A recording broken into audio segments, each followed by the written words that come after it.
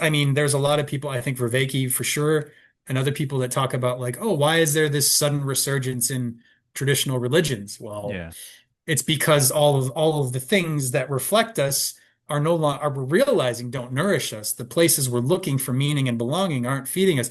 So yeah, people are looking elsewhere. yeah, And religion, traditional religion is if it's handled well, if it's handled the way it's meant to be and not that's with everything, it can become problematic, but going inside and realigning yourself with the divine as a way of feeling your own esteem and valuing yourself and having something to share in the world and having a purpose, having a meaning, having a any kind of joy or juiciness to your life. If it can come from within instead of being sourced from without, then you become a source. And you don't have to worry about it so much as long as you're allowed to make some mistakes, which religions aren't always the best at allowing you to do, but maybe we'll work on that bit. Yeah. yeah. I agree on that last part, and I think sort of the Eastern religions are better at that, and I hope we can. And this is Rousseau's sort of religion too. He kind of goes through how his sort of good version of Christianity, and he says, by the way, don't be intolerant. Like that's kind of one of the key kind of things. Like as long as you're not intolerant, things can, and some other things can go very well. You just don't want to get to a place where we have this deep communal connection with the divine, but then oops, we need to kick out the Jews because they're running the banks and blah blah blah. Like Yeah. Yeah. Yeah. Yeah. Yeah. Yeah. See, that's the religare connection, the serving of the divine, the like, mhm, if you are genuinely connected to the divine and not just polishing a graven image of the mhm, divine that you've created for yourself and you think is pretty great and you're like, yeah, this thing that I've created makes me great and I'm great because of this thing. But if you're like genuinely connected to the divine, you realize that like everybody is connected to the divine. Everybody has the divine inside themselves.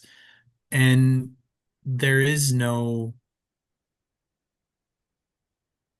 specific thing that guarantees connection or that guarantees exile from the divine. mm, And you just like most of the mystics throughout human history, you want people to have that experience.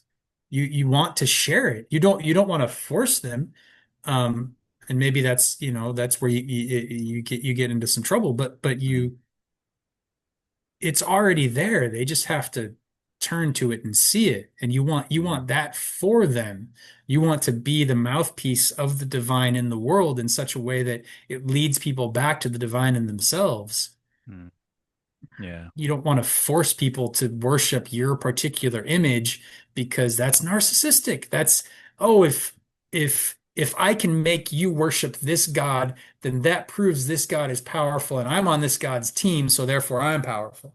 And so it's all ultimately just coming back to trying to make yourself powerful. And then you're sourcing your safety and your belonging on whether or not this external thing is seen as valuable or invaluable that you've Hmm. identified with. You've put your identity in that and you're like, Mm, okay, that's whereas if you genuinely have some sort of relationship with the divine, you're taken care of and you don't have to, there's no need to force that on anyone else.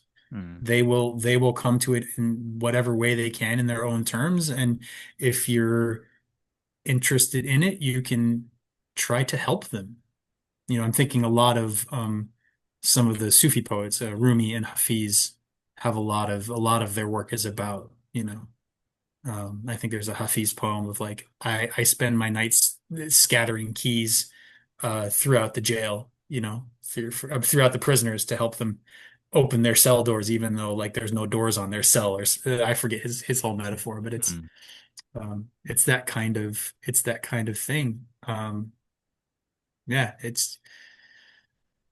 I just think if you're trying to convert people, you already missed the boat. mm.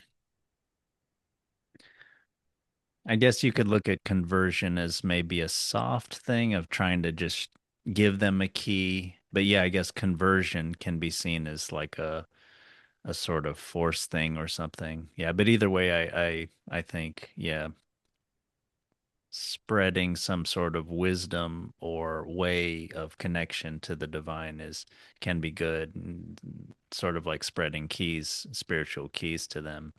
But yeah, anything more forced, it seems like that's the that's not as that's a bad path.